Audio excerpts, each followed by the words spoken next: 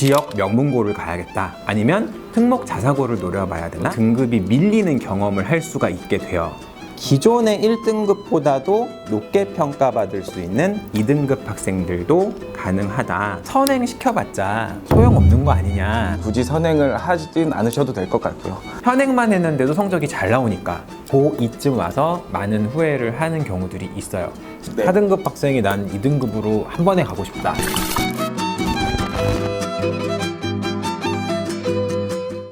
안녕하세요. 저는 압구정 파인만, 서초 파인만에 이어서 평촌 파인만과 동탄 파인만을 운영 중인 김승호 본부장이라고 합니다. 반갑습니다. 네, 오늘 말씀드린 내용은 이제 여름 방학이 끝나는 시점부터는 대체적으로 학생들이 이제 중2, 중3 학생들은 내가 고교 선택을 어떻게 해야 할까, 이런 부분에 대해서 좀 고민을 하기 시작할 것 같아요. 그래서 첫 번째 내용으로 일반고를 선택할 때 어떤 부분이 핵심적으로 유념이 돼야 되냐, 이 부분에 대해서 말씀을 드리고, 그 일반고를 선택한 이후에는 학교에 진학해서 수학 내신 관리는 또 어떻게 해야 되고, 그 다음에 생기부 관리는 또 어떻게 해야 되냐, 이런 내용들에 대해서 중점적으로 좀 말씀을 드릴까 합니다. 자, 먼저 일반고 선택을 하기 위해서는 지금의 입시 환경이 어떻게 구성이 되어 있는지를 이해를 하셔야 될 것 같아요. 그래서 입시 환경에 대해서 먼저 간단하게 설명을 드리고, 일반고 선택을 하는 데 있어서 어떤 부분이 중요한 포인트인지를 설명드리도록 하겠습니다. 지난 15년 넘게 교육부는 큰 염원을 가지고 있었어요. 그래서 교육부의 오랜 염원이다 하면은 진로교육 패러다임을 완성하는 부분이거든요. 그래서 학생들의 꿈과 끼를 살려서 우리 학생들이 자신이 하고 싶은 일을 찾아가는 그런 걸 도와주는 차원에서의 교육을 완성해 나가겠다가 교육부의 큰 염원이라고 보시면 되고, 2028 입시의 변화 내용이 모두 이런 교육부의 염원을 담은 부분이다 라고 생각해 주시면 될 것 같습니다. 하나씩 짚어보면은, 일단은 수능 평가 방식이 개편이 됐어요. 그래서 수능이 그러면 어떻게 개편이 됐냐, 간략하게 말씀을 드리면은 수능이 쉽게 개편이 됐다 라고 말씀드리면 될 것 같아요. 그러다 보니까 이과 상위권 학생들에 대해서는 변별력이 떨어져요. 시험이 쉬우면은 등급 자체가 세분화되지 않다 보니까 상위권 변별력이 떨어질 수밖에 없거든요. 그래서 수능만으로는 대학이 아이들을, 최상위권 아이들을 선발하기가 쉽지가 않다라고 보시면 될 것 같아요. 그러다 보니까 수능 성적 이외의 평가 요소가 반드시 필요하게 됐다라고 보면 될 것 같고요. 또 동시에 내신 평가 방식도 개편됐어요. 기존의 9등급제로 진행되던 내신 평가 방식이 5등급제로 개편이 됐다. 그러다 보니까 등급이 간소화되면 이제 등급 구간이 커지게 되는 거죠. 그래서 등급 구간이 커지면 마찬가지로 변별력이 또 한 번 떨어질 수밖에 없어요. 그럼 수능도 쉬워서 변별력이 떨어지고, 내신 구간도 구간 자체가 커져서 변별력이 떨어진다. 그러면은 수능 성적과 내신 이외의 변별력을 평가할 수 있는 방안이 필요하다라는 답이 나오게 되겠죠. 자, 그래서 대학 입장에서는 그러면 수능도 쉬워, 내신도 등급이 구간이 커졌어. 그럼 어떻게 우리가 아이들을 선발을 할 수 있겠냐 하다 보니 대학에는 평가 자율성을 확대해 줬어요. 그래서 대학이 내신과 수능 이외의 것들의 자료로 아이들을 평가할 수 있게 해주겠다 라는 게 대학 평가 자율성 확대라고 보시면 됩니다. 자, 그러면은 대학 입장에서는 우리 아이들이 어떤 부분을 보고 선발을 할 거냐, 어떤 부분에서 변별력을 확인할 거냐, 결국은 지필평가 이외에 진로 부분이 담긴 생기부에서 아이들의 변별력을 확보하겠다라는 부분이거든요. 그래서 그럼 대학이 학생들의 생기부를 받아보고, 이 생기부에서 이 학생이 3년 동안 진로 활동을 얼마나 열심히 했고 구체적으로 어떤 걸 했는지 등을 평가를 하기 시작하겠죠. 그래서 이런 부분이 결국은 대학 평가 자율성 확대 부분과 맞물려서 정성평가가 확대되는 차원이다 라고 보시면 될 것 같아요.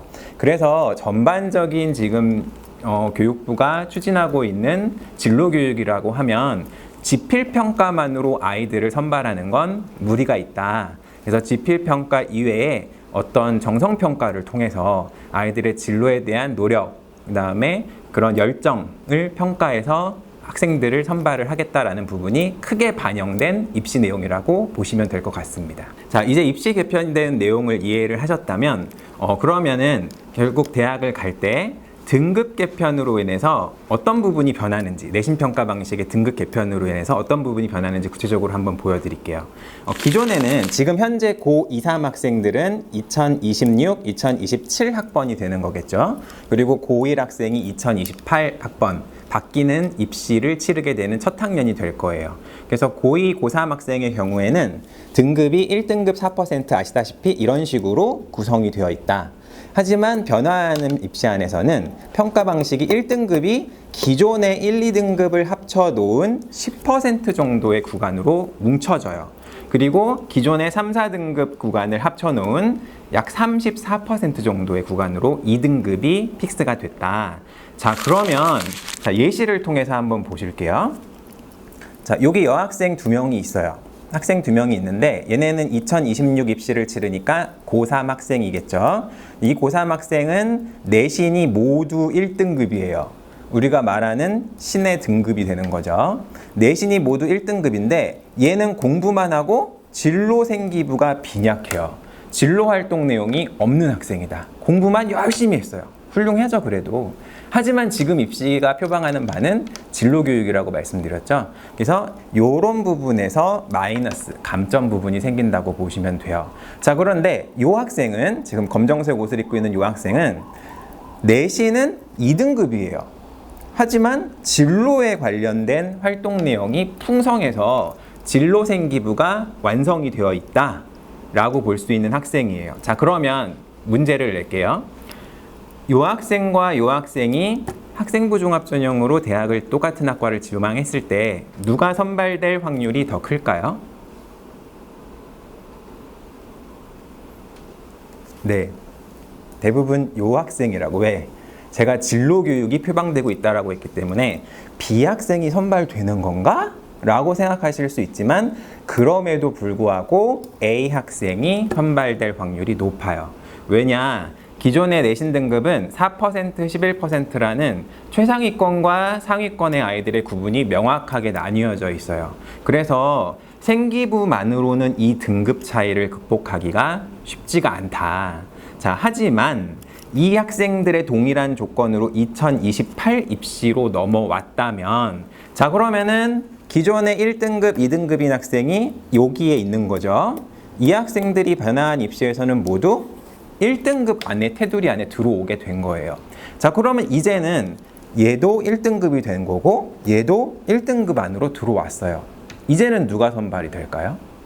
이제는 그렇죠. 요 학생이 선발이 될 수밖에 없는 구조가 됐다.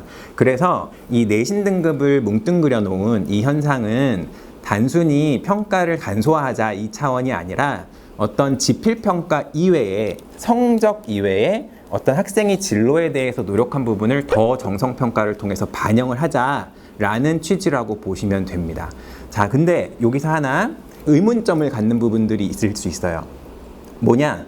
등급이 이렇게 폭이 넓어져도 생기부의 원점수와 평균이 표시가 되지 않냐. 그러면 원점수가 표시되다 보면은 똑같은 1등급이어도 얘가 97점인지 90점인지에 따라서 평가가 다르게 반영되지 않겠냐 라고 생각을 할 수 있거든요. 자, 하지만 이 포인트는 지금 추진하고 있는 진로교육의 전체적인 큰 패러다임과는 맞지가 않는다고 봐요. 왜? 등급을 뭉뚱그려 놨다는 거는 성적은 고만고만 비슷한 카테고리에 들어간다면, 레인지에 들어간다면 그 이외의 활동이 얼마나 잘 됐냐를 보겠다는 거거든요. 그래서 생기부에 물론 원점수도 표기되고 이럴 수는 있지만 그거보다는 등급을 보고 그 동일한 등급 안에서 생기부 내용이 얼마나 다르냐, 이 부분이 주 평가가 된다고 보시면 될 것 같습니다. 하지만 성적도 비슷하고 생기부 내용도 비등비등하다 할 때는 차선책으로 원점수를 볼 수는 있겠다 정도로 이해해 주시면 될 것 같습니다. 자, 그래서 여기 정리를 된 걸 보시면은 이제는 변화한 입시 안에서는 생기부의 퀄리티에 따라서 기존의 1등급보다도 높게 평가받을 수 있는 2등급 학생들도 가능하다 라는 부분이 발생한다는 것을 꼭 염두에 두시고, 지금은 지필평가도 중요하지만 진로에 관련된 활동을 해서 생기부 관리를 하는 게 매우 중요한 포인트구나 라고 보시면 될 것 같습니다. 자, 그럼 오늘 주제는 일반고 선택의 핵심 포인트였는데 왜 이런 입시사항을 계속 얘기를 하고 있냐? 결국은 우리가 고등학교를 가서 궁극적으로 치러야 하는 건 대입이거든요. 그래서 대입을 치르려면은 이 입시 환경이 이러하기 때문에 요런 포인트에서 요런 고등학교를 내가 선택해야겠구나 라는 맥락으로 보셔야 될 것 같거든요. 자, 그래서 이제는 일반고 선택으로 넘어가 보도록 할게요. 자, 일반고 선택 예시를 보시면은 자, 이번에도 A 학생과 B 학생이 있어요. 자, A 학생은 성실함이 5점 만점에 5점, 수학 심화 능력은 3점이에요. 중간 정도 포지션에 있는 거죠. 그 다음에 중등 내신은 얘는 올 A였어요. 학부모님들이나 학생들이 생각할 때 중학교 내신이 올 A면 우리 아들, 우리 딸 매우 잘하고 있어 라고 생각하실 수 있어요. 자, 그 다음 이 학생도 보면 성실함은 조금 부족한 학생이에요. 3점. 반면에 수학 심화 능력은 5점이에요. 높아요. 자, 그럼 이 학생은 중등 내신을 봤을 때 성실함이 좀 부족하다 보니까 주요 교과 위주로만 A가 나오고 일부 교과는 B도 있다라는 경우가 될 것 같아요. 자, 그러면은 보통 고등학교를 선택하실 때 A 학생은 어떻게 생각할까요? 지역 명문고를 가야겠다 라고 보통 생각하세요. 아니면 특목 자사고를 노려봐야 되나? 라고 생각하실 수 있고, B 학생은 성실함도 부족하고 교과목이 모두 A가 아니다 보니까 그러면 이 학생은 어떻게 선택해야 되는 거지? 라는 물음표를 갖게 되는 케이스가 될 수 있고요. 자, 그래서 여기서 어떤 부분이 발생하냐 하면, 자, 보세요. 착각 포인트를 조심해야 한다. 고등학교 가서도 A 학생이 잘할 거다라는 게 착각 포인트예요. 자, 왜 그러냐? 실제로 제가 현장에서 고입을 지도를 할 때 성실한 학생이 있고 조금은 덜 성실하지만 수학 심화 능력이 굉장히 좋은 학생이 있어요. 자, 그러면 둘의 고교 추천을 어떻게 진행을 하냐?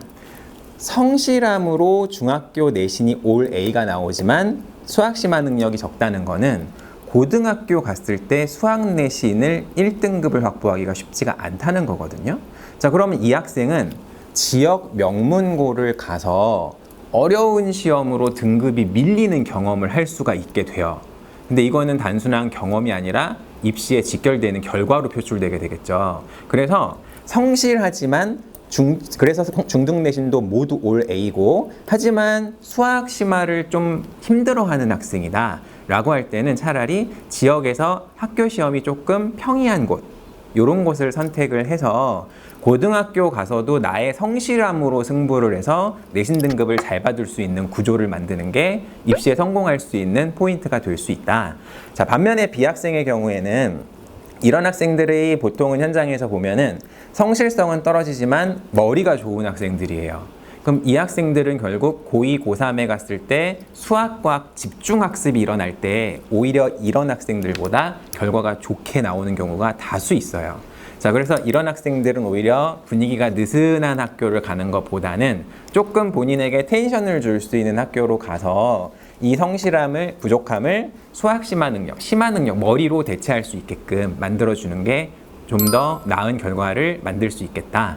그래서 일반고 선택은 이런 식으로 학생의 전반적인 심화 능력이라든가 성실함, 내신 관리 능력, 아니면은 무슨 동아리 활동이라든가 진로 활동을 할 수 있는 능력 등을 총체적으로 반영을 해서 이루어져야 한다라고 보시면 될 것 같습니다. 자, 그러면 문제는 이 수학 심화 능력을 어떻게 그럼 알 수 있냐, 우리 아이가. 자, 수학 심화 능력은 그냥 단순히 중학교 수학을 잘한다로 이해를 하시면 안 돼요. 중학교 수학과 고등학교 수학의 큰 차이는, 중학교 수학은 처음 나갈 때 어떤 개념서와 심화서를 동시에 나가도 성실하고 어느 정도 수학을 풀 수 있다 하는 아이들은 다 해결을 할 수가 있어요. 하지만 고등수학의 경우에는 개념서와 심화서를 처음부터 동시에 진행한다가 거의 불가능하다고 보시면 되거든요. 그래서 성실성으로는 심화 능력을 보시면 안 되고, 심화 능력을 평가할 수 있는 부분은 결국 이 아이들이 중학교 때 고등수학을 경험하면서 표출되는 결과를 보셔야 된다. 즉 소위 말하는 선행학습의 포인트로 이해를 하셔야 될 것 같아요. 그래서 중학교 때 이미 고등학교 과정들을 공부하면서 선생님들의 평가를 보는 게 이 수학 심화 능력을 평가하는 데 있어서는 가장 중요한 포인트다 라고 보시면 될 것 같습니다. 그래서 제가 현장에서 고등학교 학생들의 고교 추천을 하다 보면은 학생들이 단순히 나는 내신 성적이 굉장히 좋아, 난 성실해, 전과목 다 우수해 라는 포인트로 지역 명문고를 가냐 아니면 특목고 자사고를 지원해야 하냐 라고 이제 질문을 많이 받거든요. 근데 이제 그런 식으로 내신 가지고 고등학교를 선택한다가 아니라 앞에서 말씀드렸듯이 수학 심화 능력은 어떠냐 또는 어느 학교에 갔을 때 좋은 결과가 나올 수 있냐를 보셔야 한다고 봅니다. 그러면 어느 학교를 갔을 때 좋은 결과가 나오느냐를 보려면은 지역에 있는 고등학교들의 내신 난이도를 모두 살펴보셔야 돼요. 그래서 예를 들어서 심화 능력이 조금 떨어지는 학생은 내신 난이도가 중에 위치한 정도의 학교를 가서 내신 1등급이 확보가 가능하도록 만들어야 되는 거고, 수학 심화 난이도 능력이 높은 학생이라면 조금 더 어려운 학교를 가서 오히려 텐션을 유지해주는 이런 식의 선택이 조금은 필요하지 않겠냐라고 봅니다. 자, 일반고 선택 중요 포인트를 정리해봤어요. 변화한 내신 평가 방식. 5등급제에서는 등급 간격이 크기 때문에 반드시 본인이 안정적으로 속할 수 있는 등급을 예측해야 한다. 자, 보시면은 아까 다시 보시면은 등급이 1등급과 2등급의 구간이 커요. 그래서 내가 수학 난이도를, 나의 수학 심화 능력을 잘못 이해하고 수학 시험이 좀 어려운 학교로 간다면 그렇지 않은 학교로 갔을 때 1등급을 받을 수 있던 걸 2등급을 받을 수밖에 없게 되는 경우가 발생하거든요. 자, 그러면 1등급과 2등급은 구간이 굉장히 크기 때문에 여기에 속하냐 여기에 속하냐가 명문대 상위 학교를 가느냐 아니면 그렇지 않냐가 결정되기도 하거든요. 그래서 내 수학 심화 능력으로 1등급을 받을 수 있는지 2등급을 받을 수 있는지를 예측하려면 지역에 있는 고등학교들의 내신 난이도를 면밀히 살펴보고 선택하셔야 될 거라고 봅니다. 자, 그래서 변화한 내신 평가 방식은 등급이 구간이 크기 때문에 한 등급을 놓치는 게 굉장히 큰 타격이 될 수 있다. 그래서 나의 심화 능력을 파악하고 내가 어느 등급에 속할 수 있는지를 파악해서 고교를 선택하셔야 한다. 그 다음에 그러려면 말씀드린 대로 고교별 내신 난이도를 파악해야 돼요. 근데 이제 주변에 언니, 사촌, 누나, 형들의 얘기를 들으면 2, 3년 전의 얘기가 될 수 있거든요. 그럼 2, 3년 전의 얘기들은 내신 난이도가 지금과 많이 다른 경우들이 있어요. 그래서 최근 내신 난이도를 보시고 작년에 또는 이번 학기에 아니면 지난 학기에 어땠었는지 정도의 굉장히 업데이트된 최신 뉴스를 보시고 이 학교 기출 자료를 통해서 분석이 필요하다. 자, 그 다음 수학과학 심화 능력 파악은 아까도 말씀드렸죠. 중학교 내신이 아닌 수학과학 선행학습을 통한 점검으로 심화학습 능력 파악이 필요하다. 자, 그 다음에 이제 아까 말씀드린 진로 교육을 표방하고 있는 상황에서는 생기부 관리도 매우 중요한데, 자, 그럼 보통은 말씀하실 때 어느 학교를 가는 게 생기부 관리에 유리한가요? 또 얘기를 물으세요. 근데 생기부 관리는 학교에서 다 만들어주지 않아요, 절대로. 생기부 관리는 나의 진로가 반영돼야 되는 거다 보니까 내가 얼마나 생기부 관리에 진심을 갖고 노력을 하느냐에 따라서 결정이 된다고 보시면 되고, 결국 이 생기부 관리 부분은 학교에 의존하기보다는 내가 열심히 해서 학교에 도움을 받는다 정도로 보시는 게 맞을 것 같습니다. 그래서 이런 모든 항목을 고려하고 또 이제 간혹 질문하시는 내용들이 있어요. 우리 아이는 주변 분위기에 많이 영향을 받아요. 뭐 이런 부분들. 우리 아이는 남학생인데 여학생들을 너무 좋아해요. 등등 굉장히 여러 가지 요소들이 있거든요. 그래서 그런 부분들을 모두 고려한 개별 학생에게 가장 적합한 고교가 추천되어야 하지, 그냥 스탠다드한 부분에서 너는 이 학교, 너는 이 학교 이러니까 뭉뚱그려서 추천이 되면은 좋지 않은 결과가 나올 수 있다 라고 보시면 될 것 같습니다. 그래서 저희 파인만 학원에서는 항상 개별 학생 상담을 통해서 고교 추천이 면밀하게 이뤄지고 있다 라고 생각해 주시면 감사할 것 같습니다.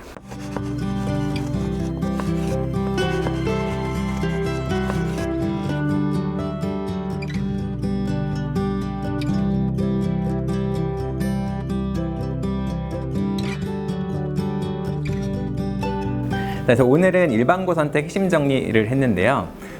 입시 환경이 어떻게 진행되고 있는지를 이해하시고, 그다음 이런 입시 환경이기 때문에 우리 아이가 어느 고등학교를 진학해야 되는지를 면밀히 따져보셔야 할 것 같아요. 그래서 앞서 말씀드렸던 내용의 포인트들을 모두 고려하셔서 좋은 결과를 만들 수 있는 현명한 선택을 저희 파인만 학원이 도와드리도록 노력하겠습니다. 오늘 감사합니다. 고등학교 내신 난이도 말씀을 해주셨는데 최근에 지역 고교 내신 난이도는 어떻게 알 수 있을까요? 최근 지역 고교 내신 난이도는 물론 학부모님이나 학생들이 족보를 구해서 기출문제를 구해서 그거를 풀어보고 파악을 하셔도 가능은 해요. 하지만 이 난이도가 타 학교 대비 어떤 난이도인지를 아는 게 중요하거든요. 즉 비교 평가를 해서 우리 아이의 심화 능력을 대입했을 때 이 학교의 내신 난이도가 우리 아이가 1등급을 안정적으로 받을 수 있는지, 저쪽 학교를 선택했을 때 1등급을 안정적으로 받을 수 있는지는 경험이 많은 사실 지역의 학생들을 많이 관리하신 선생님의 평가가 필요하거든요. 그러다 보니까 지역 고교 내신 난이도를 단순히 어렵다, 좀 덜 어렵다, 쉽다 이런 식으로 평가를 하는 것보다는 이것을 총체적으로 이해하고 이 난이도 속에서 우리 아이가 어떤 난이도를 선택했을 때 등급을 안정적으로 확보할 수 있냐를 평가해 줄 수 있는 선생님, 좀 지역을 잘 파악하고 있는 학원의 선생님을 만나는 게 중요한 포인트라고 생각합니다. 많이 질문해 주시는 부분이 특목고나 지역 명문고에서 중위권 차지하는 친구나 혹은 일반고에서 상위권 차지하는 친구, 둘 중에 대학을 가기에 더 유리한 쪽은 어느 쪽인지가 궁금해하세요. 특목자사고에서 중위권이라고 하면은 보통은 제가 예를 들어서 지금의 기준에서 3등급이라고 보면 될 것 같아요. 바뀐 입시에서. 그 다음 일반고에서 상위권이라면은 1등급이겠죠. 그럼 둘을 놓고 비교를 하면은 특목자사고도 근데 또 다른 것 같아요. 외대부고냐 상상고냐 등등 어디냐에 따라서 어떤 등급의 레인지에 속한 학생들이 어떤 대학을 가느냐는 또 많이 다르거든요. 자, 예를 들어서 외대부고를 놓고 보면은 외대부고의 3등급에 속하는 학생들이다라고 하면은 대학을 잘 갔을 때 연고대까지도 가능해요. 하지만 일반고에서는 1등급도 연고대가 불가능한 경우가 또 있거든요. 그래서 결국은 이 포인트만 보시면은 그럼 결국 특목자사고 가서 중위권만 해도 일반고보다 나은 거 아니냐 라고 생각하실 수 있지만 또 그렇지는 않아요. 제가 실제로 고3 학생들을 컨설팅을 하다 보면은 생기부를 이제 학생들이 들고 오겠죠. 그래서 내용을 봤을 때 특목자사고를 갔음에도 불구하고 우리가 특목자사고를 선택하는 이유는 사실 특목자사고의 많은 일반고 대비 많은 프로그램들을 활용하기 위해서 가는 부분이라고 보거든요. 그래서 내신의 불리함을 제쳐놓고라도 그곳에 가겠다는데, 그냥 단순히 특목자사고가 더 좋아 보여 해서 선택을 했다가 내신은 내신대로 안 나오고 이 학생이 그 학교의 특목자사고의 프로그램을 다 활용을 하지 못한다면 내신 등급도 안 좋고 생기부도 관리가 안 되는 결과가 나오거든요. 그럼 이런 학생들은 절대 일반고 대비 좋은 대학을 갈 수가 없어요. 그래서 고등학교를 선택할 때 명문고냐 특목자사고냐를 선택하기보다는 우리 아이가 명문고 특목자사고에 가서 내신의 불리함을 차치하고도 이 프로그램을 충분히 즐겨서 일반고 1등급보다도 더 유리한 위치에 놓일 수 있냐를 보셔야 돼요. 그리고 마찬가지로 또 반대의 경우에는 우리 아이는 특목자사고를 가는 것보다는 일반고에 가서 1등급을 받는 게 더 유리할 것 같다라는 이 평가를 결국 받으셔야 되거든요. 근데 이거는 굉장히 객관적으로 이루어져야 되다 보니까 경험이 많은 저희 파인만에 있는 많은 입시소장님과 부원장님, 원장님들과 같은 경험이 많이 이 학생들을 배출해 본 선생님들의 의견을 들으시는 게 굉장히 맞다고 봅니다. 그리고 고등학교에 가기 전에 중학교 아이들에게 이거 하나만 챙겨라. 초등학교, 중학교 아이들에게 그렇게 말씀해 주실 게 혹시 있을까요? 하나만 챙길 거는 아니고 많이 챙겨야죠, 사실. 많이 챙겨야 되는데 반드시 진행을 해라라고 하는 거는 대입의 기준에서 보면은 저 같은 경우는 이제 고등부 입시만 진행한 게 15년이고 전체 학생들을 지도한 경력이 25년 정도 돼요. 자, 그러면은 대입을 치르다 봤을 때 얘는 중학교 때 좀 이런 걸 해왔으면 너무 좋았을 텐데 조금 중학생을 보면 초등학교 때 이런 것 좀 해오지 이런 것들이 있고 아쉬움들이 남게 되거든요. 근데 그 포인트를 보면은 결국은 부모님이 그냥 무작정 옆에 아이가 윗집 아이가 달리니까 선행을 한다던가 이런 무작정 달려가는 그런 모습보다는 우리 아이를 파악하고 우리 아이에 맞는 교육을 좀 몸에 입혀주셨으면 좋겠어요. 근데 이제 그 아이에게 맞는 교육이라는 게 사실 판단하는 게 쉽지는 않거든요. 그래서 이 또한 마찬가지로 우리 파인만에서 좀 진정한 교육의 마인드로 평가를 받으시면서 교육을 받으시면 어떨까. 그래서 뭐 꼭 굳이 하나만 챙겨라 라고 말씀드리기는 어떤 항목을 챙겨라라고 말씀드리기는 쉽지 않지만 우리 아이가 어떤 진로를 생각했을 때 이과 쪽이 맞다, 가깝다라고 생각하시면 수학과학에 조금 더 방점을 둬서 학습량을 늘려주시고 우리 아이가 조금 더 문과 계열에 맞다라고 하시면은 국영수를 좀 고르게 시켜주신다라는 그냥 주요 교과 열심히 해라 라는 부분이 가장 핵심일 것 같고요. 지금은 진로 교육을 표방하고 있기 때문에 진로에 관련된 아이가 어떤 이력이 많이 쌓일 수 있도록 저학년일수록 독서도 많이 시켜주시면 좋을 것 같습니다.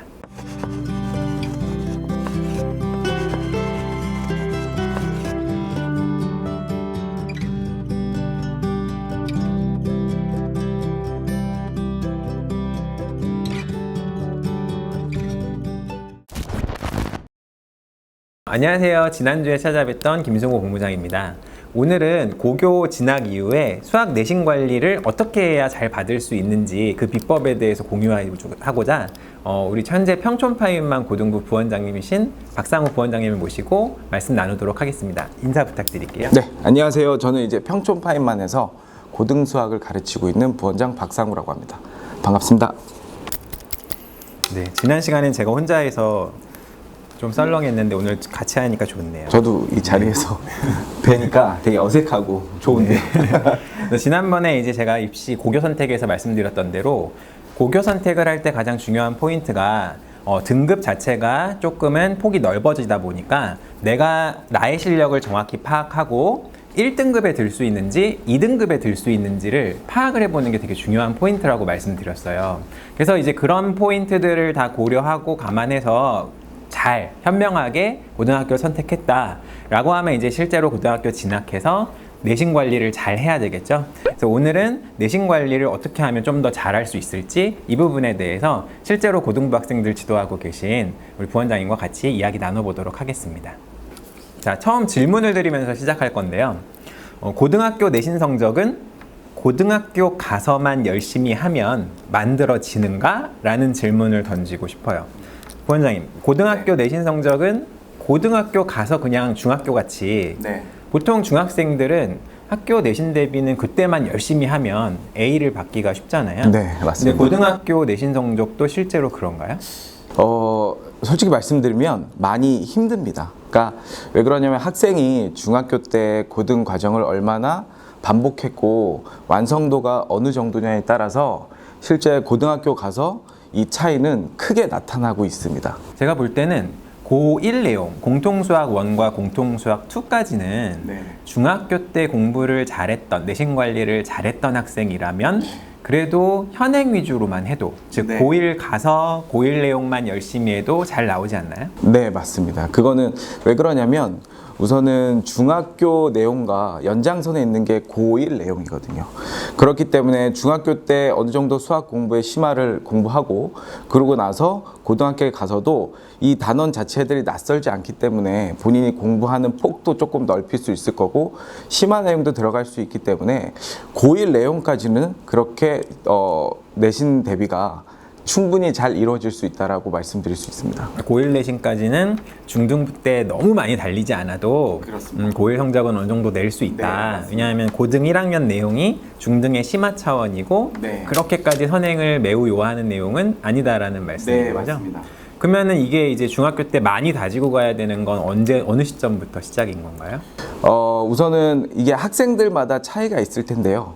그러니까 너무 학생들을 이제 제가 지도해 보면 이제 이 학생들은 선행이 가능하다 아니면 선행이 조금 불가능하다 싶은 학생들이 보이는데 이제 선행을 따라가기에 버거운 학생들은 굳이 선행을 하진 않으셔도 될 것 같고요. 현행만 쭉 쫓아가면서 하면 될 것 같고, 그런데 선행이 어느 정도 필요하다라는 학생들은 제가 생각하기에는 한 학기 또는 1년까지 앞선 선행을 지도해도 큰 무리는 없다라고 생각은 합니다. 자, 요거를 이해하려면은 먼저 초중고 수학학습 구조가 어떻게 진행되는지를 이해를 하셔야 될 것 같아요. 자, 부모님들이 보통 우리 아이는 중학교 때는 잘했는데요, 초등학교 때는 100점이었는데요, 고등학교 와서 왜 이렇게 못하죠? 라는 얘기들을 많이 하세요. 자, 근데 이거는 단순히 우리 아이가 못하는 게 아니라, 또는 예전에만 잘했던 게 아니라 수학의 구조가 계속 달라지기 때문이라고 보거든요. 그래서 이제 이 표를 보시면은 초중고 수학학습 구조를 보여드릴게요. 초등 6년 동안은 학기별로 계속 강화가 돼요, 내용이. 예를 들어서 4학년 1학기에 배운 연산이 4학년 2학기, 5학년 1학기, 2학기 갈수록 계속 연산이라는 구조는 같지만 계속 내용이 어려워질 뿐이거든요. 이런 식으로 학기별 강화로 들어가면서 아이들에 맞춰서 내용이 진행이 되는 학습 구조를 갖고 있다. 그 다음에 중학교에 가면은 1학기와 2학기가 구분이 된 나선형 구조의 학습이 진행된다고 보시면 됩니다. 그래서 1학기에는 수식, 방정식, 부등식, 함수 위주로 진행이 되고 계산이 많아서 여학생들이 조금 힘들어하는 경우들이 있어요. 2학기에 가면은 통계와 도형 위주로 또 학습이 되다 보니까 나는 도형에 좀 약하다 하는 학생들은 또 반대로 2학기가 조금 힘들 수가 있습니다. 그래서 1학기는 수식, 방정식, 함수 위주, 2학기는 통계, 도형의 나선형 구조 학습이 이뤄진다. 이 구조는 고1까지 얼추 비슷하게 진행이 돼요. 아까 부원장님 말씀하셨던 대로 고1 수학은 중등의 심화판 정도라고 보시면 될 것 같습니다. 그래서 고1 학습까지는 수학은 기본 학습이라고 생각을 하시면 돼요.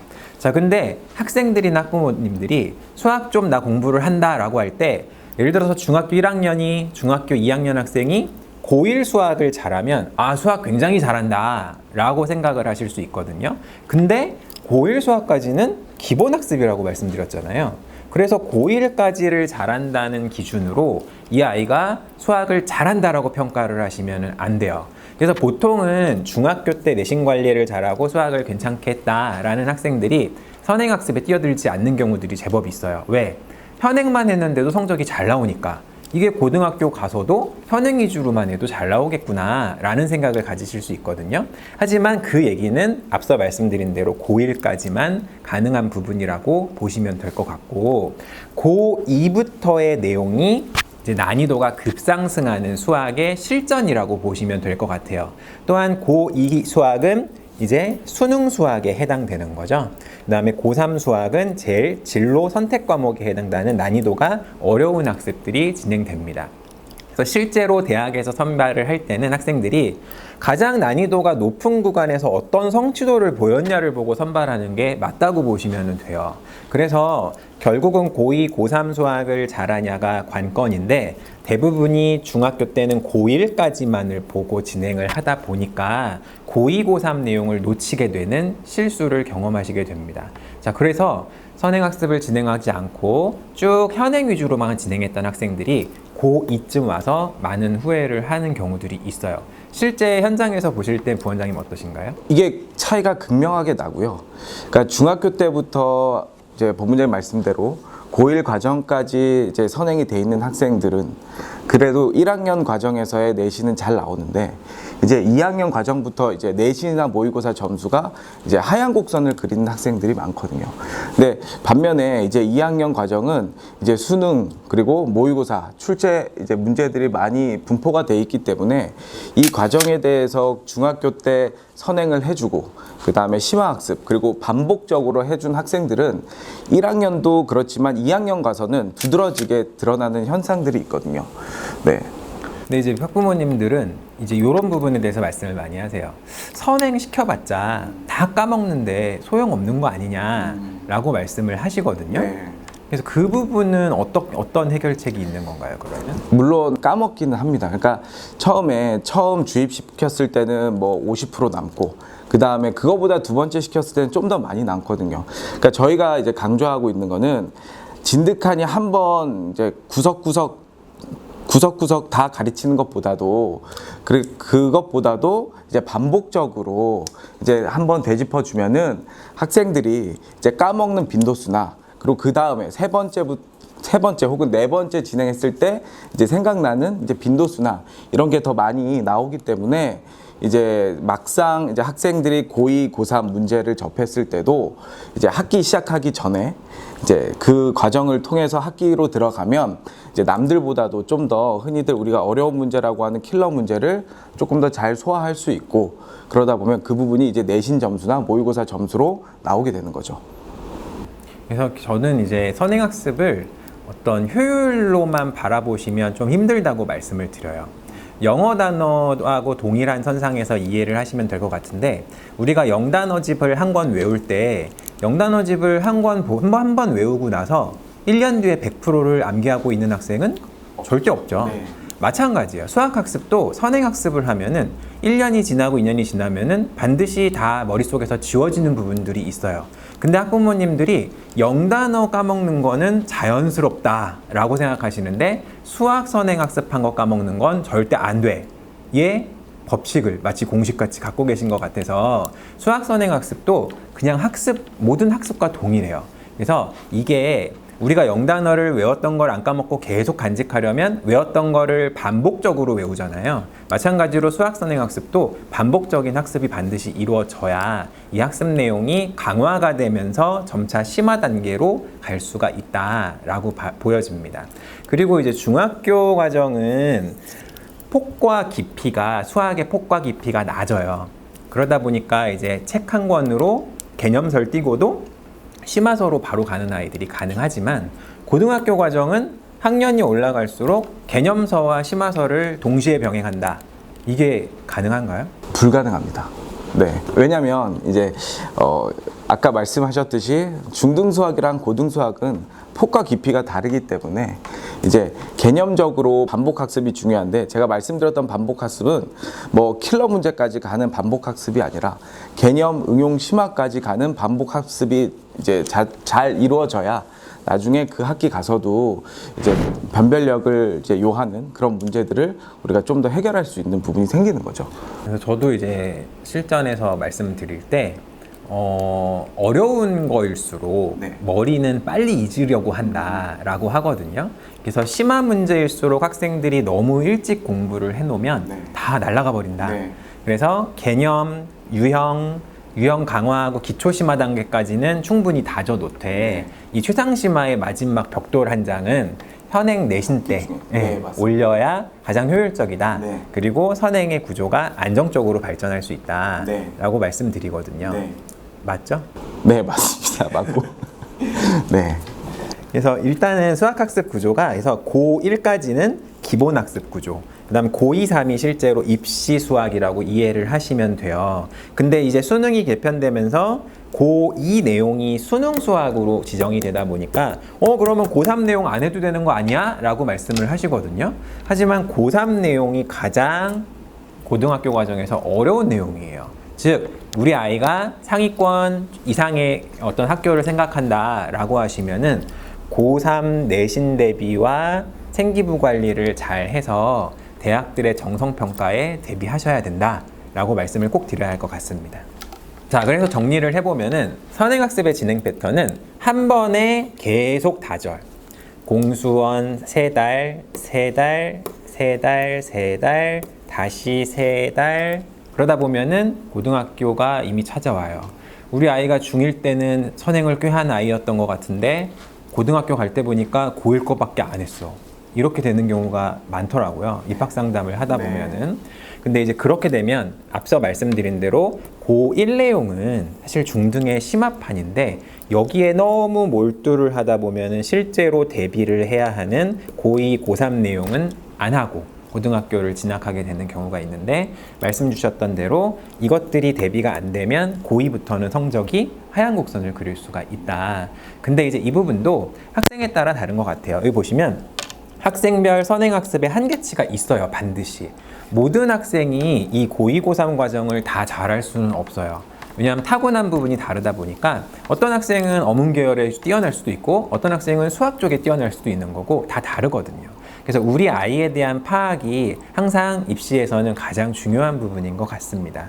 그래서 무작정 달리는 선행이 아니라 우리 아이가 소화할 수 있는 단계별 선행학습을 설정을 해서 충분히 소화한다 하면 저희가 권해드리는 대로 고등과정을 모두 완성을 하고 다시 고2, 고3 위주의 심화학습을 반복해서 실제로 입시에서 가장 중요한 포인트인 고2, 고3을 주기적으로 반복 완성하는 형태의 학습을 가져가는 게 좋다라고 말씀을 드려야 될 것 같습니다. 자, 그래서 이제 앞에 말씀드렸던 대로 나는 충분히 다지면서 열심히 해왔다. 그런데 막상 고등학교 가보니 그럼에도 불구하고 나의 한계치가 보인다라고 얘기하는 학생들이 또는 학부모님들이 계시거든요. 네. 그래서 이제 저희 같은 경우는 파인만은 반을 고등부의 반 구조를 레벨별로 구성을 해놓고 진행을 하고 있잖아요. 네. 그래서 이 지금 설명드릴 내용하고 그게 상통한다고 일맥상통한다라고 보여지는데 네. 자, 설명드렸던 대로 고교 수학은 폭과 깊이가 다르다. 중학교 수학을 했던 것과 같이 고등학교 수학을 접근하시면 안 돼요. 그리고 모두가 1등급을 받을 수는 없죠, 당연히. 아까 말씀드린 학생마다의 영역별 능력치가 다르기 때문에 그럴 것 같아요. 그리고 난 어느 정도 가능하냐 그러면은 뭐 다 다르다는데 난 1등급을 받을 수 있는 거냐, 2등급이냐, 3등급이냐 다 아이들마다 다를 수 있을 거고 자 그러면은 결국은 이 객관적 판단이 필요하다라고 보거든요. 네. 근데 이제 입학 상담을 오시는 학부모님들과 학생들을 보면은 입학 테스트는 네. 분명히 이 정도를 목표로 해야 하는 학생인데 요 정도의 학습을 하는 반으로 네. 편성을 해주세요라고 네. 하거든요. 네. 근데 그게 이제 의미가 있을까요? 우선 의미가 저는 없다라고 봅니다. 근데 어머님들은 우리 아이는 잘할 수 있다. 잘하는 아이들과 섞어 놓으면 더 잘할 거다. 네. 하면서 이거를 계속 업을 원하시거든요. 네. 근데 왜 그게 문제가 생기나요? 우선은 학생의 능력치에 따라서 이제 반 구성이 필요한 건데 이 학생이 이제 1등급 반에 가서 잘 할 수 있다 아니면 그 학생들과 견주어서 쫓아갈 수 있다라는 부분에 대해서는 저희가 객관적으로 판단하기에는 아직까지는 부족하기 때문에 2등급 반에 있으면서 이 학생의 성취도를 보면서 1등급 반으로 올리는 게 맞는 거지 막상 어머니께서 요구하신 대로 1등급 반에 올라갔다가 그 학생도 못 쫓아가고 그리고 오히려 수학에 대한 자신감을 잃을 수 있기 때문에 지금 2등급 성적의 반에 들어가는 게 저는 맞다라고 생각을 하고요. 또 그렇게 이제 입반 상담이 이루어지고 있는 상황입니다. 이런 학생을 어떤 저희만의 잣대로 평가하자는 게 아니라 학생에게 최적화된 학습 난이도를 제공을 해서 그 단계에서 위로 올라갈 수 있게끔 리딩을 한다는 거잖아요. 네. 그래서 이제 고등학교 내신 등급에 맞춰서 제가 사전에 우리 부원장님께 여쭤봤어요. 네. 고등학교 내신 등급에 맞춰서 어떤 교재를 사용하면 가장 적합하겠냐라고 여쭤봤거든요. 네. 그래서 요거를 좀 설명을 해주시죠. 네, 우선은 4, 5등급 학생들은 가장 중요한 게 기본이라고 생각을 하거든요. 우선 학교에서 진행하는 교과서와 그다음 학교 부교재 그리고 프린트가 출제되는 학교들이 있는데 이 부분에서 이제 학교 기출 문제가 많이 출제가 됩니다. 그래서 이 부분만 완벽하게 해도 이제 4등급에서 또는 3등급으로 올라갈 수 있는 기회는 있고요. 근데 그러면은 네. 4등급 학생이 난 2등급으로 한 번에 가고 싶다. 이건 어떡하나요? 한 번에 갈 수는 없고요. 왜냐하면 분명히 4등급 반에 있는 학생들은 그만큼의 성취도가 이제 안 되기 때문에 있는 거기 때문에 그동안 해왔던 게 좀 적다는 얘기죠. 그렇죠. 적고 앞으로 해야 될 것도 많기 때문에 이제 이 부분을 차근차근 밟아서 올라가야 될 것 같고 고등 수학은 단계별 학습이 매우 중요한 것 네. 같아요. 그러니까 중학교 때는 어떤 아까 말씀드린 개념서와 심화서를 동시에 결합해서도 잘하는 경우가 네. 많지만 고등은 개념, 유형 강화, 심화, 기초 심화, 심화, 또 네. 최상 심화 단계가 너무 그러니까 폭도 넓고 네. 깊이도 너무 깊은 거죠. 중등 수학에 비해서. 그리고 문제 자체도 중등 수학은 문제 낸 취지를 바로 파악할 수 있는데 고등수학은 그렇지 않죠. 그러니까 문제를 해석하는 능력도 추가가 되기 때문에 고등수학이랑 중등수학은 그 부분에 대해서도 굉장히 큰 차이가 있다라고 말씀을 드리고 싶고, 그리고 2등급 학생들은 이제 예전 2등급이랑은 조금 퍼센티지가 이제 낮아졌지만 그래도 제가 고쟁이랑 자의를 선택한 이유는, 고쟁이는 기본 개념부터 내신 심화 그리고 이제 기출, 모의고사 기출이 들어있는 교재고, 자의는 말 그대로 그 해 아니면 과거 5개년 이제 모의고사 기출이 들어있는 문제들이기 때문에 이 학생들이 그래도 2등급 상위까지 가려면은 이제 자의까지 풀어야 될 거라고 생각해서 이렇게 말씀을 드린 겁니다. 자, 그럼 3등급 학생들은 3등급인데 1등급 만들기가 있네요. 제가 센이라는 교재를 선택한 것도, 센은 유형별로 그다음에 유사문항들이 많이 들어가 있는 교재이기 때문에, 이건 유형 강화선 거죠? 네, 맞습니다. 그렇기 때문에 이 정도는 풀어야 그래도 학교 시험 문제에 자주 출제되는 유형을 우리가 섭렵할 수가 있거든요. 근데 3등급 학생들은 그보다도 심화 과정이 들어가야 되기 때문에 1등급 만들기라는 교재는 유형이 쌤보단 많지는 않지만 그 유형 안에서 심화 문제들이 많이 분포가 돼 있는 문제집이거든요. 이게 명칭은 1등급 만들기인데 사실 2등급 만들기 그쵸, 정도 네. 심화서다, 기초 심화서다라고 봐주시면 될 것 같아요. 저희가 실제 학생들을 지도할 때 1등급 만들기 교재를 1등급 학생들이 푸는 경우는 잘 없습니다. 없어요. 네. 그래서 요거는 1등급을 목표로 좀 다지자 네. 정도의 교재라고 보시면 될 것 같아요. 그래서 제가 보면은 교과서는 개념과 기초 유형을 다지는 거고, 쎄는 그걸 활용한 유형을 강화하고, 네, 맞습니다. 유형을 강화해 놓은 상태에서 그것들의 조합을 통해서 심화를 어느 정도 진행할 네. 수 있다. 이렇게 단계별 학습이라고 보시면 되는데, 학부모님들이 원하시는 거는 교과서 플러스 블랙 라벨. 안 돼요, 그러시면은. 네, 그래서 단계별 반드시 학습을 해야 한다. 네.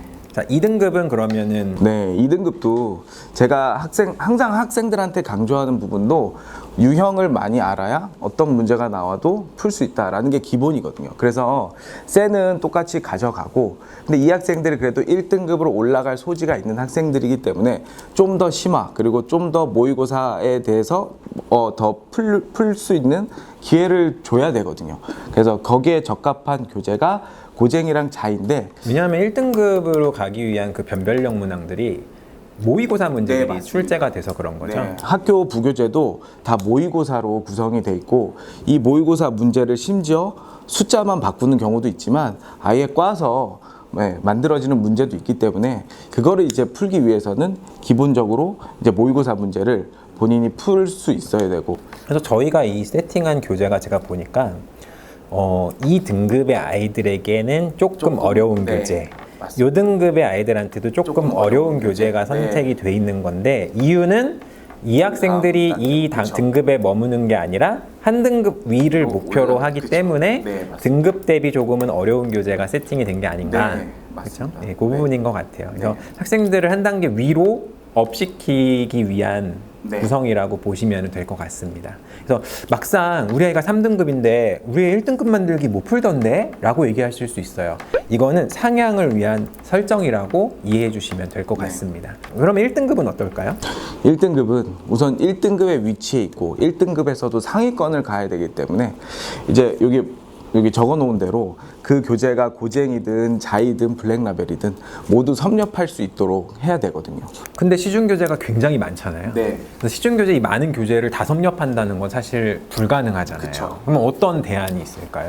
네, 1등급 학생들은 여기 어떠한 교재든 다 이제 많이 섭렵할 수 있어야 되기 때문에 고쟁이 자이뿐만 아니라 블랙라벨 그 외에 모든 교재들이 다 풀 수 있어야 되는데, 근데 이제 시중 교재가 굉장히 많잖아요. 네, 그거를 그렇죠. 다 풀 시간은 아이들이 없잖아요. 네. 수학 공부만 하는 것도 아니고. 그렇죠. 네. 그래서 저희 학원에서는 이런 유형들을 저희가 따로 편집을 해서 이제 필수적인 유형뿐만이 아니라 심화 문제, 그리고 중복되는 문제를 다 걷어내고 자체 교재로, 그리고 모의고사 문제도 더 우리가 접할 수 있게끔 해서 자체 교재를 만들어서 진행을 하고 있습니다. 아, 그럼 파임만 고등부 자체 교재를 풀면 네. 시중 심화 문제는 다 섭렵이 된다. 네, 효율적으로 저희가 만들어 놨기 때문에, 네.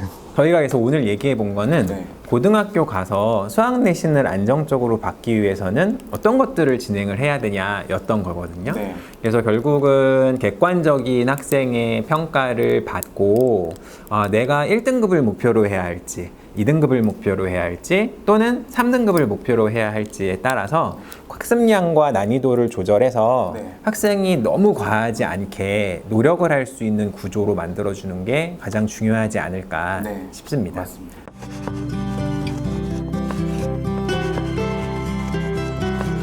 네, 그래서 오늘 여기서 내용 마치고 네. 또 다음 편에 찾아뵙도록 하겠습니다. 네, 감사합니다. 감사합니다.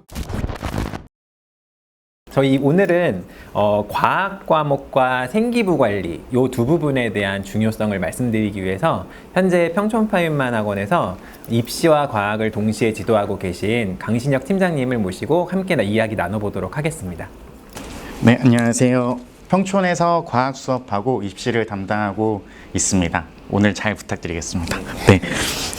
그래서 지금은 이제 보통은 학부모님 세대에서는 과학 과목은 2군인 것 같아요. 학습 자체가 이제 우리가 생각할 때 주요 과목이다라고 하면은 국영수라고 생각을 하시고 과학은 그 다음에 허락이 되면 하는 과목이라고 많이 생각을 하셔서 보통은 수학은 주요 교과라는 인식이 명확히 있으시다 보니까 수학 같은 경우는 선행학습도 많이 하고 학원도 계속 보내고 학습량도 늘려주고 이렇게 하는데 과학은 그렇지 못한 경우들이 꽤 있더라고요. 네, 너무 많이 있고 그러다 보니까 이제 중학교 때 선행을 진행하지 않고 이제 고등학교 가서 고등학교 2학년 때 배우는 과학 과목들이 매우 어려워지는데 그때 가서 좀 후회를 하는 학생들과 학부모님들이 좀 많이 있습니다. 지난 시간에 이제 수학에 관련해서도 얘기를 했었는데 네. 수학도 역시 고2부터가 문제였거든요. 네, 맞습니다. 그럼 과학도 동일한 구조인가요? 네, 과학도 마찬가지로 왜 지난 시간에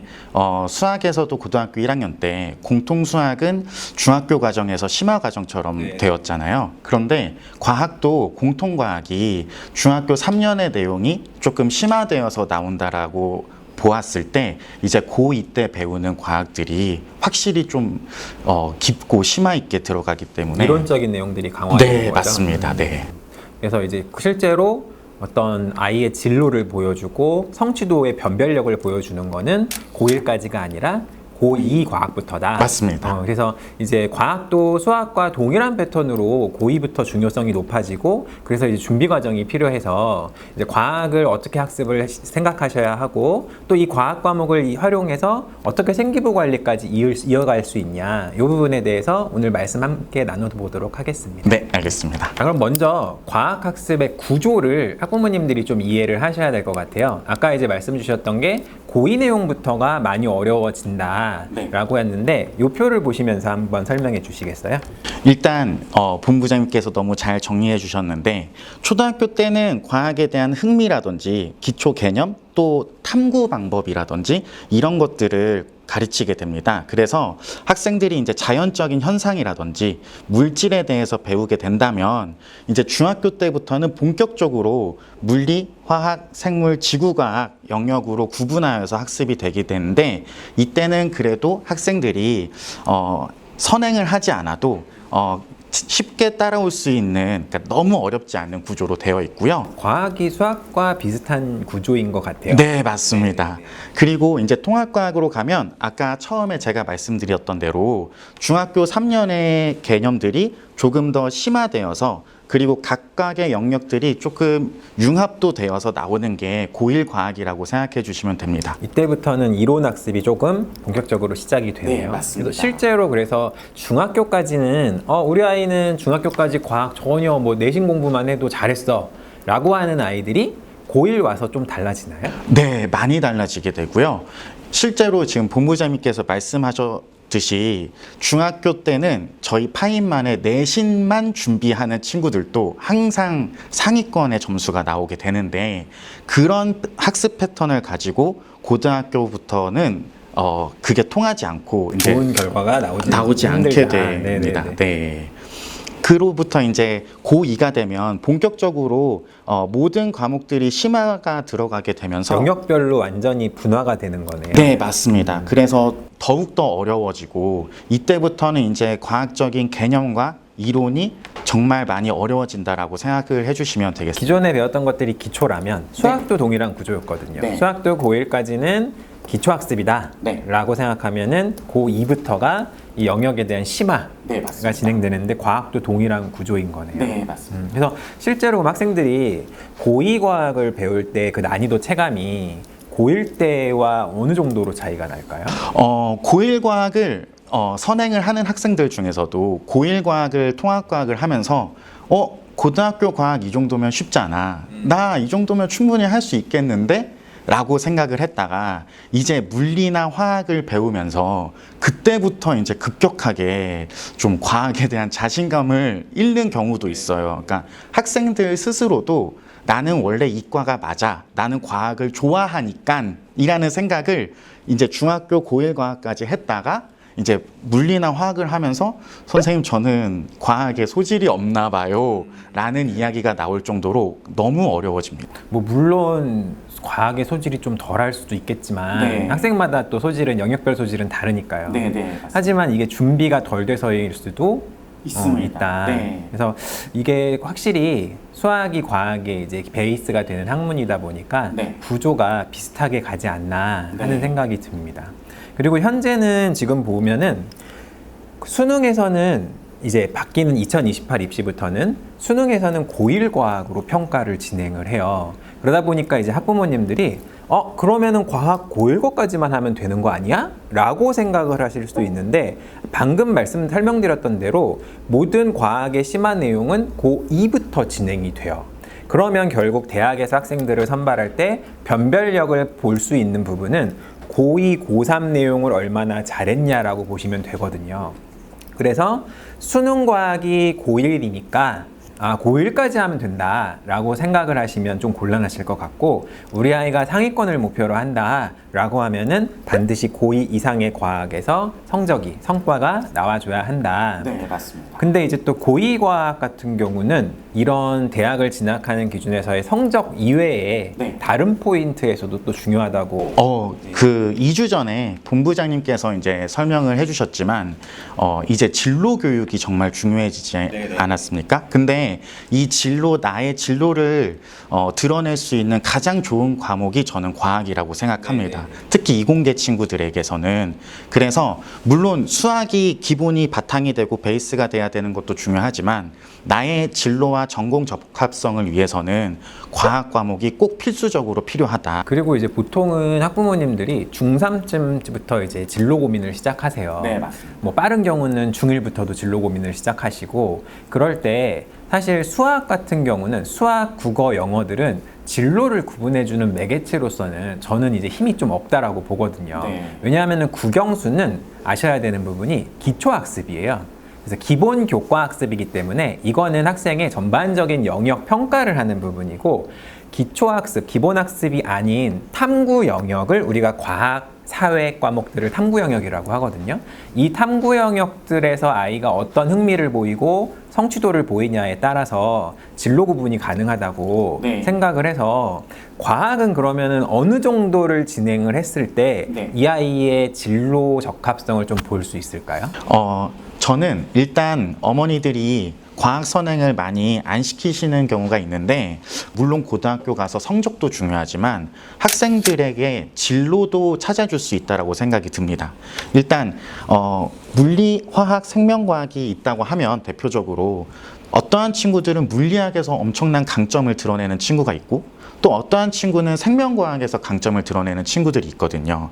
그러면 그 친구들이 중학교가 끝나기 전에 이런 고2 과목들을 자기가 공부했을 때 더 자신감을 갖게 되는 과목을 찾을 수 있을 것이고 또 그거에 맞는 진로까지 설정을 할 수 있다라고 저는 생각이 듭니다. 아주 구체적인 진로라기보다는 네. 과를 정하는 진로까지는 아니어도 계열을 나눌 수 있는 맞습니다. 진로는 가늠해 볼 수 있다. 네, 맞습니다. 그래서 과학 같은 경우 저도 이제 학부모님들께 상담을 할 때 국영수는 기초교과이기 때문에 잘한다 못한다로 이 아이의 능력치를 평가하는 기준이 될 수 있다. 네네. 하지만 과학이나 사회 과목 같은 데서 이제 좀 어떤 두각을 드러내는 아이들은 진로를 세분화할 수가 있다라고 말씀을 드리거든요. 네. 근데 이제 팀장님 얘기는 고위 과목을 한번 경험을 해보는 게 네. 고등학교 진학 전까지 네. 고위 과목을 경험해보는 게 진로 판별이나 내신 대비를 위해서도 네, 중요하다라는 맞습니다. 말씀인 거죠. 네. 그럼 과학은 그러면 수학도 지난번에 말씀드렸지만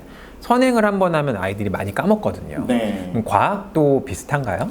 과학도 마찬가지로 비슷한 것 같습니다. 왜 지난주에도 본부장님께서 어려운 거일수록 학생들이 더 빨리 잊는다라고 말씀을 주셨는데, 마찬가지로 물리학이나 화학을 그나마 선행에 관심 있는 학생이나 어머니들이 많이 진행을 해주세요.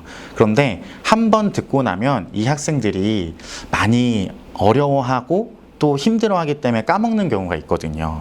그런데 지난번에도 말씀드렸다시피 지난주에도 수학 부원장님께서 한 번 해서 이루어지는 게 아니라 반복해서 하다 보면 그게 누적이 되고, 또 그때 막상 자신이 고등학생이 되었을 때는 그게 이제 본격적으로 나타나기 때문에 저는 과학의 반복도 중요하다고 꼭 말씀드리고 모든 싶습니다. 학습이 동일하네요. 네. 그래서 사실 물론 먼저 다 해보고 고등학교 진학 전에 수학도 고위 것까지 다 하고 네. 뭐 과학도 고위 것까지 다 해보고 그러면 물론 좋지만 사실 학생들이 할 게 많거든요. 맞습니다. 그래서 이거를 뭐 다 고등학교 진학 전에 고위 것까지 반드시 다 해라 이러기에는 저희가 강조드리기에는 쉽지가 않은 상황인 것 같아요. 네, 맞습니다. 그래서 추천드리는 거는 저는 항상 그래서 추천드리는 게 꼭 이런 학습을 미리 진행해봐라 이거보다는 이런 내용을 인지하시고 관련된 내용들을 도서로 접근한다던가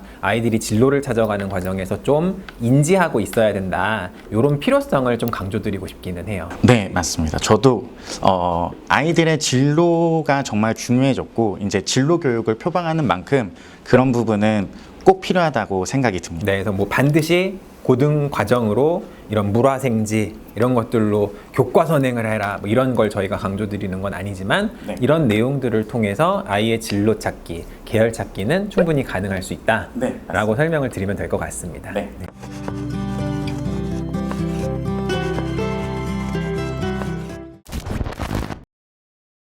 자, 그래서 아까 얘기하다 보니까 수학과 과학은 학습 구조가 거의 비슷한 것 같아요. 네. 그러다 보니까 이제 제가 항상 또 설명회를 하거나 학원에서 할 때 추천을 드리는 구조가 수학과학은 병렬 학습으로 진행을 하셔라 라고 말씀을 드려요. 그래서 뭐 예를 들어서 수학은 어떤 학생이 입학 상담을 왔는데 수학은 뭐 저희 아이는 고3 거까지 이미 다 끝냈어요. 뭐 이렇게 얘기하시는데 그럼 과학은 어머님 어떻게 하셨나요? 했을 때 과학을 왜 미리 공부해야 되죠? 라고 물으시는 경우들이 있거든요. 그래서 저는 과학과 수학은 보조를 맞춰서 병렬학습 구조로 진행을 했을 때 이 아이가 이과 진로라면은 훨씬 더 큰 시너지를 낼 수 있다라고 말씀을 드리거든요. 네. 근데 이제 지금 앞에서 설명 주신 걸 보면은 그게 진로를 찾는 데도 도움이 되고, 결국은 진로를 찾는다는 거는 진로 기반 생기부 관리를 또 할 수 있는 부분이기 때문에 맞습니다. 네, 이런 수학과학 병렬학습 구조는 중요하다고 보이는데 과학 선생님이 보는 수학과 과학의 병렬학습 구조는 왜 필요하다고 보시나요?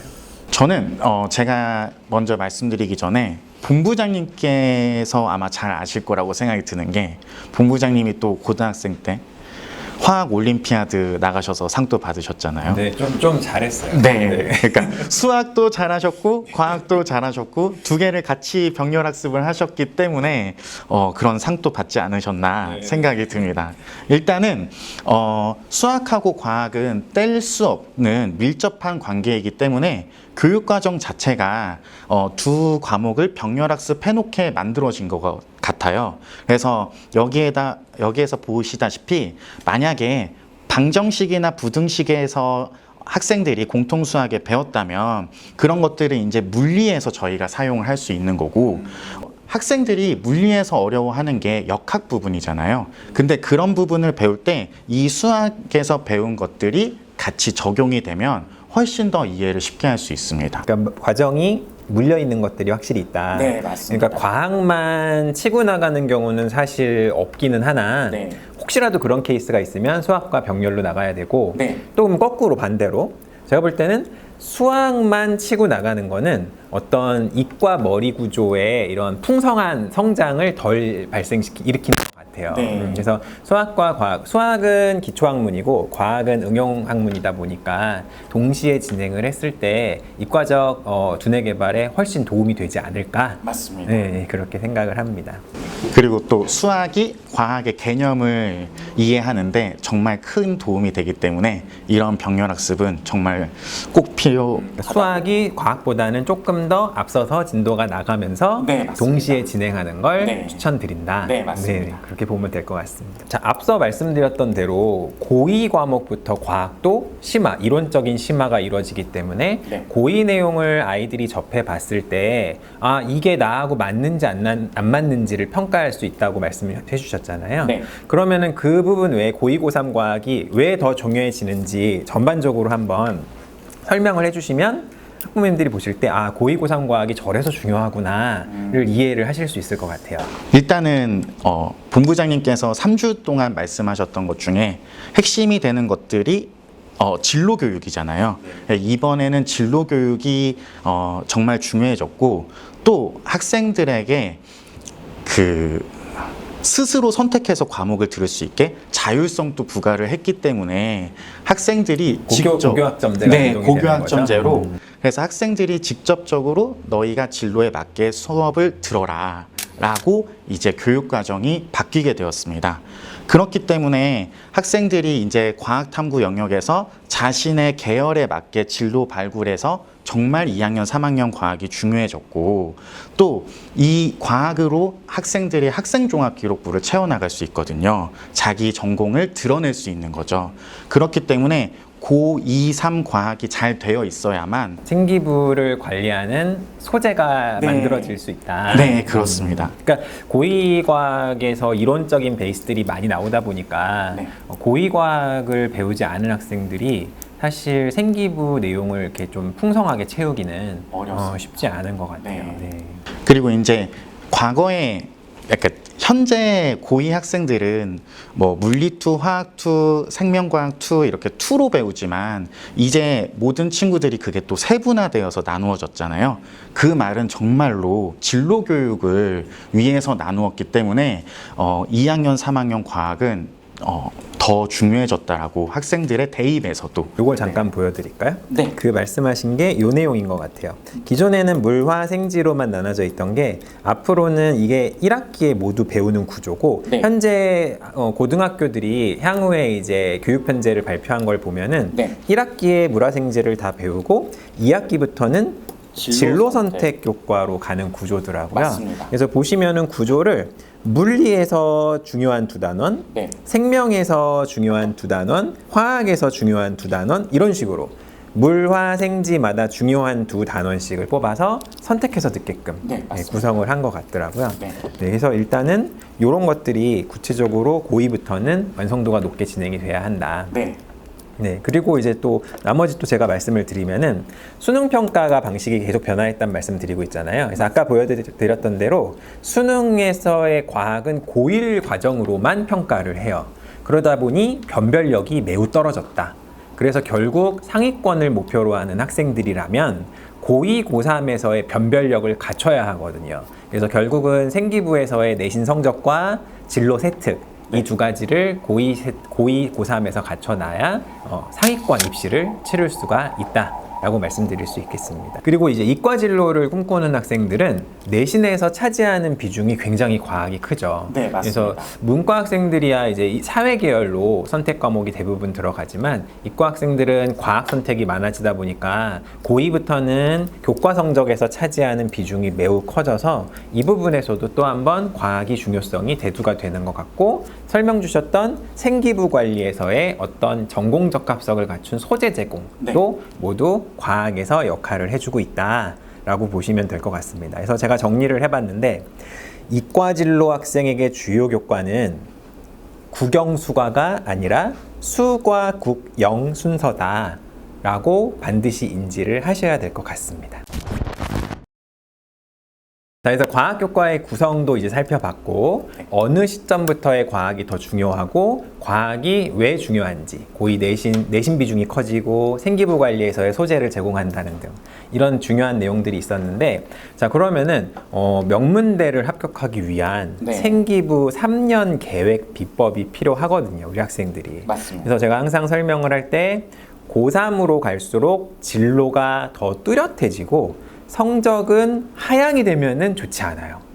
그게 아니라 유지는 최소한 하거나 오히려 상향이 되는 케이스면은 가장 좋겠다. 하지만 고3으로 갈수록 성적이 상향된다는 건 사실 좀 쉽지가 않잖아요. 왜냐면 과목들이 다 더 어려워지니까 수학도 과학도 사실 고2, 고3으로 갈수록 어려워지다 보니까 고3으로 갈수록 성적이 유지가 되고 오히려 향상이 되는 케이스는 그만큼 중학교 때부터 많은 준비를 네. 한 학생들이 유리하겠다라고 보여질 것 같습니다. 그래서 생기부 3년 계획 비법은 이 과목의 구성을 보시면 될 것 같아요.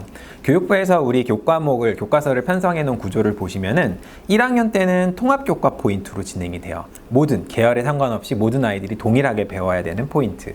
2학년 때는 그 중에서 자신의 진로 계열에 국한된 연계심화 내용 과목들을 선택해서 듣거든요. 그리고 나서 또 3학년 때는 아까 과학이 분화되어 있던 것처럼 진로 관련 심화 주제를 선택해서 완성을 해야 돼요. 이 교과 편성과 마찬가지로 생기부도 동일한 구조로 완성이 되어야 한다.